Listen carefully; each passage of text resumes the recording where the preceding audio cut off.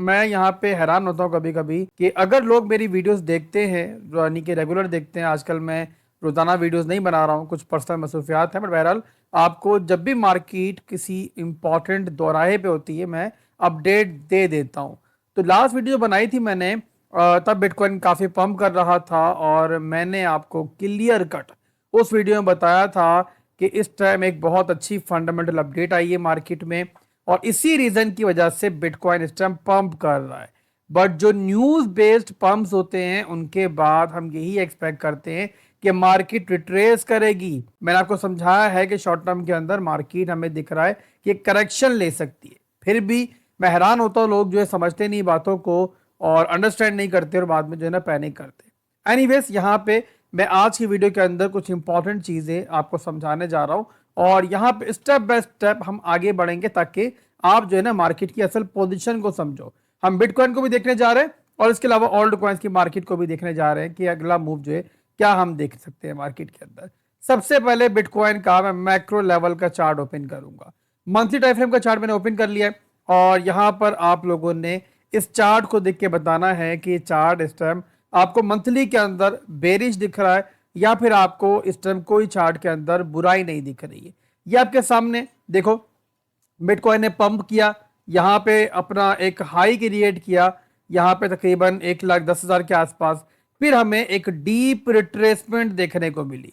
अब deep retracement के बावजूद अगर चार्ट को आप देखो तो जस्ट आपको दिखता है कि हमें मार्केट ने एक हाई लो का मूव दिया, उसके बाद पैराबोलिक मूव आया, बिटकॉइन पंप हुआ, पंप करके यहाँ पे एक नया ऑल टाइम हाई मिला हमें 1,24,000 की रेंज के अंदर। उसके बाद अब क्या दिख रहा है कि बिटकॉइन दोबारा नीचे आ रहा है। तो हमें क्लियर दिख रहा है कि जो मंथली टाइम फ्रेम है वहां पर इस टाइम जस्ट बिटकॉइन का ट्रेंड ही फॉलो हो रहा है और हम हायर हाइज हाई लोज के अंदर स्टिल मौजूद है। अब वीकली का चार्ट आप देखो, वीकली के अंदर भी अगर आप नोट करो तो आपको एक चीज क्लियर दिखाई देगी जो कि हम काफी बार डिस्कस कर चुके हैं कि बिटकॉइन जब भी अपना ऑल टाइम हाई बनाता है, एक पैराबोलिक मूव लेता है, तो उसके बाद एक रिट्रेसमेंट, एक हमें डंप जो है वो मिलता है, एक नेचुरल प्रोसेस है।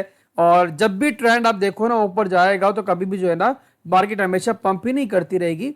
मार्केट पंप करेगी, फिर डंप करेगी, फिर पंप करेगी और इसी को हम कहते हैं कि ट्रेंड जो है ना हमारा फॉलो हो रहा है। और ऐसा क्यों होता है? तो सिंपल चीज है भाई कि मार्केट को किसी नए बड़े मूव से पहले फ्यूल की जरूरत पड़ती है और मार्केट का फ्यूल क्या है? आपके लिक्विडेशंस और इसके अलावा नए बाय ऑर्डर्स, और वही चीज यहाँ फॉलो हो रही है। ये देखो यहाँ पे 1,19,000 का एरिया हमारी रेजिस्टेंस है। वीकली के अंदर देखो तो यहाँ पे तकरीबन 1 2 3 4 5 6 हफ्ते जो है बिटकॉइन ने मुसलसल ट्राई की है इसको तोड़ने की, बट ये नहीं ब्रेक हुआ। विक ऊपर गई, क्लोजिंग ऊपर नहीं हुई, मार्केट दोबारा नीचे आई। फिर बिटकॉइन ने विक क्रिएट की, क्लोजिंग ऊपर नहीं हुई और इस बार हमने देखा कि हमारा प्रीवियस लो ब्रेक हुआ और बिटकॉइन नीचे गया। इसके अलावा अगर आप यहाँ पे डेली में देखो तो आपको मजीद दिखेगा यहाँ पे कि यहाँ पे हाई बना, ये लो बना, एक नया हाई बना और ये हमारा लो यहाँ पे ब्रेक हुआ। उसके बाद बिटकॉइन ने एक लोअर हाई बनाया और अब यहाँ पर हम एक लोअर लो जो है देख रहे हैं। और ये देखो आप लोग कि लास्ट वीडियो के अंदर मैंने एक रेजिस्टेंस आपको ड्रॉ करके दी थी और बताया था यहां से हमें रिजेक्शन मिल सकती है और देख लो वहीं से हमें रिजेक्शन मिली है। तो ओवरऑल यहाँ पे आसान जुबान में इतना समझ लो कि मैक्रो लेवल के अंदर यानी कि ओवरऑल ट्रेंड के अंदर बिटकॉइन स्टिल ऊपर की तरफ है और हमें यहाँ मिड टर्म के अंदर परेशान होने की जरूरत नहीं है। कुछ बहुत बुरा मार्केट में नहीं हो रहा है, एक नेचुरल प्रोसेस है जो फॉलो हो रहा है। और इसके अलावा अगर हम देखते हैं शॉर्ट टर्म के अंदर, शॉर्ट टर्म के सिनेरियो के अंदर, तो यहाँ बिटकॉइन हमें करेक्शन मोड में दिख रहा है और मजीद करेक्शन जो है हमें आने वाले दिनों के अंदर दिख सकती है। बट उससे पहले एक और चीज है जो आप लोगों को यहाँ पे दिखाना चाहूंगा और वो है 4 घंटे के अंदर मैं आपको दिखाता हूँ स्मॉल टाइम फ्रेम के अंदर कि हमारे पास जो है ना यहाँ पे एक सीएमई गैप मौजूद है। ये कहाँ पर है? ये बनता है हमारा 1,16,000 से लेकर लगभग यहाँ पे 1,13,000 के जोन के अंदर। तो ये चांसेस मौजूद हैं कि बिटकॉइन किसी मजीद करेक्शन से पहले जो है ना इसको पहले हंड करे, यानी कि इसको सेप्ट आउट करे और उसके बाद इस तरीके से मार्केट नीचे आए। तो ये बात आप लोगों को ध्यान में रखनी है कि शॉर्ट टर्म के अंदर पंप्स आ सकते हैं, बट उसके बावजूद हमारे पास कम से कम अगले कुछ अरसे के लिए ये रेजिस्टेंस जोन है जो हमें यहाँ पे रेजिस्टेंस देगा। और इसके अलावा जो इवेंट हमने लास्ट वीडियो में डिस्कस किया था जहां पे जेरम पॉल ने एक प्रेस कॉन्फ्रेंस के अंदर अनाउंस किया है कि हालात ऐसे बन रहे हैं कि सितंबर की जो मीटिंग है उसके अंदर हमें कोई रेट कट मिल सकता है, उसी की वजह से पंप आया था।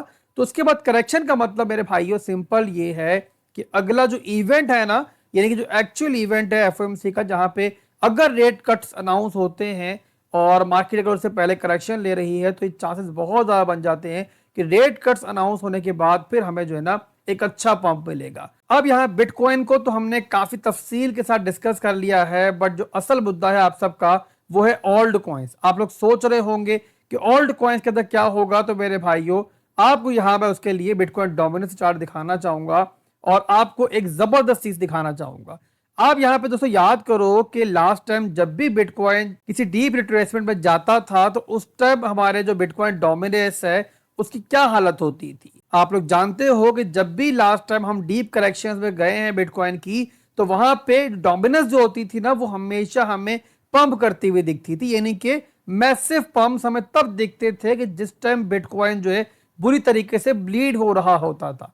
बट इस बार क्या हो रहा है, इस बार मेरे भाइयों ये हो रहा है कि बिटकॉइन तो गिर रहा है, बट उसी के साथ बिटकॉइन की डोमिनेंस भी गिर रही है। और ये मेरे भाइयों ओल्ड कॉइन्स के लिए एक पॉजिटिव चीज है। और इसी रीजन की वजह से अगर आप देखो तो बिटकॉइन यहाँ पे अगर मैं लास्ट 24 आवर के अंदर ही देखता हूं, तो दिखता है हमें कि ओल्ड कॉइन्स बिटकॉइन के मुकाबले में उस तरीके से डंप नहीं कर रहे जिस तरीके से हमें पहले दिखता था कि बिटकॉइन 1% गिरा नहीं, कि ओल्ड कॉइन्स हमें 10% तक गिरते हुए दिखते थे। बट आज आपको क्या दिख रहा है कि यहाँ बिटकॉइन जो है तकरीबन 2% नीचे चल रहा है लास्ट 24 आवर्स के अंदर, बट इथीरियम जो है यहाँ पे जस्ट आपको 0.68% नीचे दिख रहा है। इसके अलावा ज्यादातर ओल्ड कॉइन्स के अंदर आपको इतनी डीप करेक्शन अभी तक नहीं मिली है जिस तरीके से हमें माजी में दिखता आया है। और रीजन सिंपल है कि डोमिनेंस जो है हमें स्टिल यहाँ पे जो है वो बेरिश दिख रही है। वीकली का चार्ट मैंने ओपन किया हुआ है और यहाँ पे आप नोट करो कि ये वो लो था जिसके टूटने के बाद हमें डोमिनेंस जो है बिटकॉइन की मुसलसल लोअर लोज लोअर हाई बनाते हुए दिख रही है। ये हमें एक हाई मिला, फिर यहाँ पे लो मिला, और यहाँ पर भी देखो तो रिसेंट कैंडल जो इस हफ्ते की कैंडल हमें ग्रीन दिख रही है वो इतनी स्ट्रॉन्ग नहीं दिख रही है। अब यहाँ से चार्ट में डेली भी कन्वर्ट करता हूँ, वहां पे चीजें आपको अच्छे समझ में आएंगी। डेली का चार्ट मैंने ओपन कर लिया है, तो यहाँ पे आप देखो तो क्या हो रहा है यहाँ पे सिंपली कि बिटकॉइन डोमिनेंस के अंदर लोअर लोज लोअर हाइज बन रहे हैं। ये बना लो, फिर एक हाई बना, फिर एक लो बना, फिर हाई बना, फिर लो बना, फिर हाई बना। अब यहाँ पे दोबारा लो बनने के बाद एक हाई बना और दोबारा हमें नया लो मिलता हुआ दिख रहा है। तो moral of the story simple सी है कि बिटकॉइन की हद तक आपको आने वाले दिनों के अंदर करेक्शंस दिखेंगी मजीद भी, और बिटकॉइन आपको ऊपर नीचे होता हुआ दिखेगा, थोड़ा बहुत पंप करेगा, उसके बाद दोबारा रिट्रेस करेगा, और ये सिलसिला जो है कुछ अरसा जारी रह सकता है। और खास तौर पे जो हमारी नेक्स्ट एफओएमसी मीटिंग होनी है उससे पहले आपको ये मामला दिखेगा।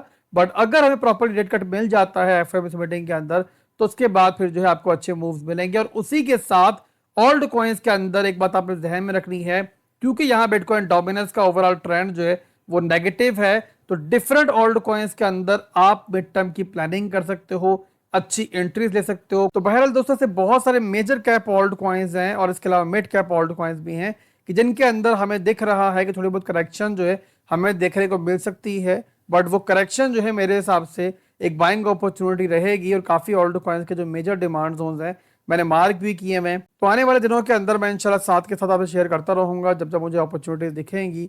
अभी के लिए वीडियो को मैं क्लोज करूंगा। उम्मीद करता हूं कि जो समझाना चाहा है मैंने इस वीडियो के अंदर आपको समझ में आया होगा। अगर समझ में आ चुका है तो वीडियो में डन लिखो और बताओ मुझे क्या मैंने समझाया है, ताकि मुझे ही मालूम पड़े कि मेरी ऑडियंस मेरी बात समझ रही है या फिर उनके सर के ऊपर से बातें गुजर रही हैं। फिर मिलते हैं इंशाल्लाह बहुत जल्द। दुआ में रखिएगा। अल्लाह हाफिज़।